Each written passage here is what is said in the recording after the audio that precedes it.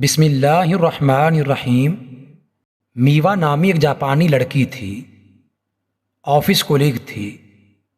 رمضان شروع ہوا تو کہنے لگی، یہ جو تم رمضان کا پورا مہینہ صبح سے شام تک بھوکے پیاسے رہتے ہو، اس سے تمہیں کیا ملتا ہے؟